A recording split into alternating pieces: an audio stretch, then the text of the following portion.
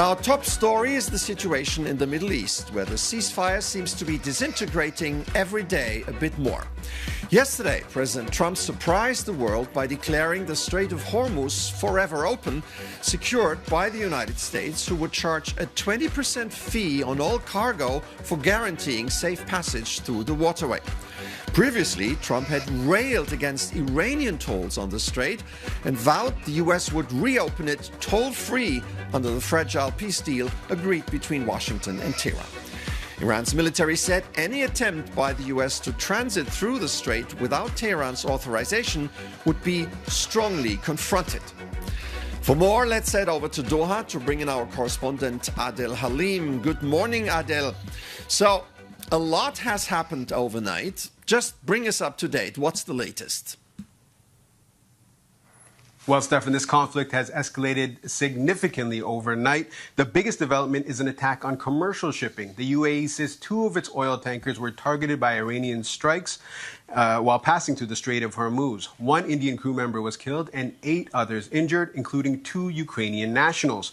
The U.S. has also stepped up its military campaign. Overnight, U.S. Central Command said it carried out a 5-hour wave of strikes across southern Iran, targeting missile sites, drones, and coastal defense systems across Bandar Abbas and several other locations. Iran says it responded by targeting a U.S. vessel and American military sites in Bahrain and Kuwait. And Jordan just recently said it intercepted 4 missiles entering its airspace overnight. So this is no longer just a confrontation between Washington and Tehran. Commercial shipping has become targeted. Gulf states are being drawn in. And countries, and we're seeing military action across several parts of the region. The concern now is that every new strike opens up the possibility of miscalculation, with U.S. forces, Iranian forces, and several Gulf states all operating in such close proximity.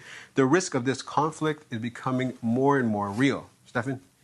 And Aadel, obviously the American naval blockade was the other big development.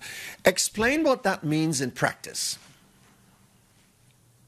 This is another major escalation, Stefan. From 8 p.m. GMT today, the U.S. says it will enforce a naval blockade on ships traveling to and from Iranian ports while allowing other commercial traffic to pass through the Strait of Hormuz. U.S. President Donald Trump announced this move on social media, saying the United States would become what he called, quote, guardian of the Hormuz Strait.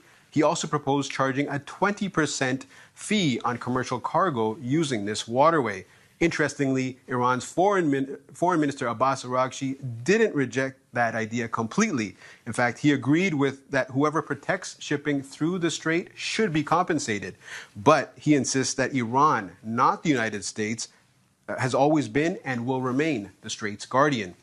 Now, the strait itself isn't closed, and that's important to note. Around 1/5 of the world's traded oil passes through that narrow stretch of water, so keeping it open is critical for global energy supplies and international trade. The question now is whether the U.S. can enforce this blockade and without triggering even more military action. But given everything we've seen over the last 24 hours, that's becoming increasingly unlikely.